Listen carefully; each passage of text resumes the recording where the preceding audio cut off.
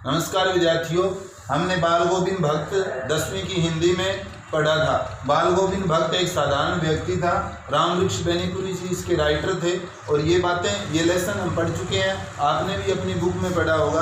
आज इसके प्रश्न उत्तरों की बात करते हैं। अभ्यास के जो प्रश्न उत्तर हैं उन अभ्यास के प्रश्न उत्तरों की आपको PDF भेज दी जाएगी और वो आप याद करेंगे। आपने जैसा कि पहले भी लेसन दिए हुए हैं उसमें आपने जो अपनी फेयर कॉपी में ये काम किया है, अब भी इसको भी साथ में कर लेना। हम एक एक प्रश्न की बात करते हैं। हमारा पहला प्रश्न है बाल गोविंद भक्त। अभ्यास का पहला प्रश्न कहता है कि ये जो खेती बाड़ी से जुड़ा हुआ बाल गोविंद भक्त, इसकी चरित्र की विशेषताएं यानी चारित्रिक विशेषताएं कैसी थी। जिक्र करते हैं ये साधु सन्यासी जैसा मतलब जो है इसका स्वभाव था, साधारण व्यक्ति था, खेती बाड़ी करता था, लेकिन खेती बाड़ी और एक गृहस्थ था। लेकिन ये अपना अहम भाव इसमें नहीं था, किसी से कोई द्वेष ईर्ष्या इस तरह का ऐसा कुछ नहीं था। लेकिन कबीरदास जी को कबीरपंथी था, ईश्वर को कबीरदास को जो है अपना सब कुछ स्वामी मानता था।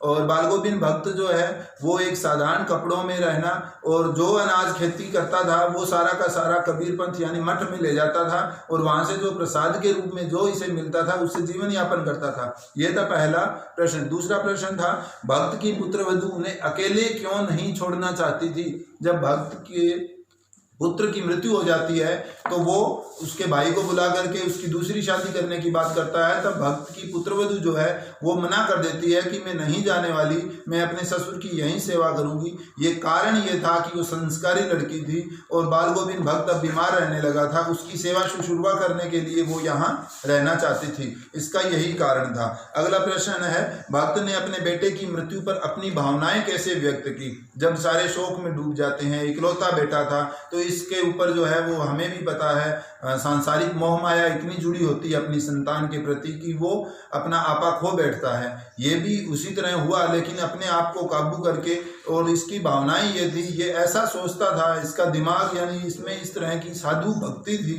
ये मानता था कि बेटे की मृत्यु होना जो है वो एक शोक का काम नहीं है, वहाँ एक आत्मा का परमात्मा से मिलन हो गया है, आत्मा का परमात्मा से मिलन होया, तो इसमें शोक करने की कोई चिंता नहीं। अपनी पुत्रवधू को भी रोने पर कहता है कि आप आंसू मत बहाइए, क्योंकि यहाँ जो है वो खुश आत्मा का परमात्मा से मिलन होना यानी किसी का मिलन होना खुशी की बात होती है, शोक की बात नहीं होती। इसी तरह से प्रश्न नंबर 4 जो है वो है भक्त के व्यक्तित्व और उनकी वेशभूषा अपने शब्दों में लिखिए। उसका व्यक्तित्व कैसा था, पहले प्रश्न में भी हम जिक्र कर चुके हैं। वो सादा जीवन था, खेती बाड़ी करता था, भजन कीर्तन भी करता था, ईश्वर के प्रति समर्पित था वो। और वेशभूषा की बात करें तो वो एक लंगोटी पहनता था, कबीरपंथी टोपी लगाता था और सर्दियों में एक काली कमली भी ओढ़ता था। इस तरह की जो है उसकी पहनावा था उसका।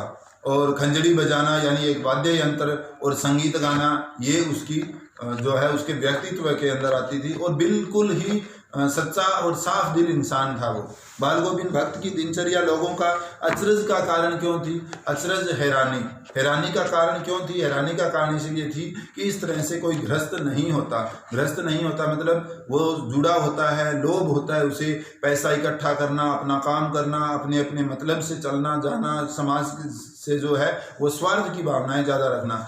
परंतु बाल गोविंद भक्त ऐसा बिल्कुल नहीं था, परस्वार्थी व्यक्ति था। ये सब कुछ लोग जो है हैरान होते थे। सुबह जल्दी उठ करके 2 मील जाना, नदी के किनारे जा करके वहाँ स्नान करके आना, सुबह जल्दी उठना, भजन कीर्तन करना, ये सब दिनचर्याएं आम आदमी से अलग थी उसकी। गृहस्थ व्यक्ति ऐसा नहीं करता, इसी कारण से जो है वो सारे हैरानी में थे। अगला प्रश्न है पाठ के आधार पर बाल गोविंद भक्त के मधुर गायन की विशेषताओं की बात करते हैं। मधुर गायन की विशेषताओं की बात करें तो वो मतलब उनके सानिध्य था, उनमें प्रेम था उनके गानों में। उनके गाने सुन करके लोग इकट्ठे हो जाते थे, अपने काम छोड़ करके उसके गाने भी सुनते थे। औरतें भी और बच्चे भी जो है उनके गानों से मंत्रमुग्ध, हर व्यक्ति मंत्रमुग्ध हो जाता था। खेतों में काम करने वाले किसान मजदूर हाथ पांव ये मतलब जो है एक विशेष लय में काम करने लग जाते थे। वो धान के खेत की रोपाई की बात आती है और हम जब पाठ पढ़ रहे थे तो उसमें जिक्र भी हुआ था कि किस तरह से सारे जो है उसके संगीत में हो जाते हैं, उसके कार्यों में लग जाते हैं।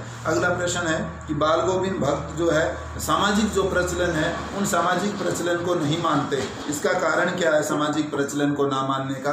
सामाजिक प्रचलन तो जिस तरह से शोक मनाना था और या विधवा विवाह, उस वक्त सामाजिक परंपराएं थी, उस वक्त ऐसी कुरीतियाँ थी, विधवा विवाह नहीं था। लेकिन वो बाल गोविंद भक्त जो है इस चीज़ के खिलाफ थे। अपनी पुत्रवधू के भाई को बुलाते हैं और अपनी पुत्रवधू को अगली दूसरी शादी करने के लिए प्रेरित करते हैं, कहते हैं। और ये जो है ऐसा कार्य करना उनके लिए जो है सामाजिक प्रचलित मान्यताओं से हटकर है, विरोध करते हुए, यानी वो नया सोचते थे, नव निर्माण। अगला लास्ट प्रश्न आता है, धान की रोपाई के समय समूचे माहौल को भारत की भगत की स्वर लहरियाँ किस तरह चमत्कृत कर देती थी। ये पहले जो गायन की विशेषताओं का जिक्र किया था, सेम उनमें उनकी लाइनें उठा करके भी हम इसमें प्रयोग कर सकते हैं। और इसमें दिया हुआ भी है ये कि आषाढ़ के महीने में चारों तरफ धान की रोपाई हो रही थी और उस रोपाई के अंदर जब वो इस लय में गीत गाते थे और ऐसे संगीतमय वातावरण हो जाता था कि सारे झूम उठते थे।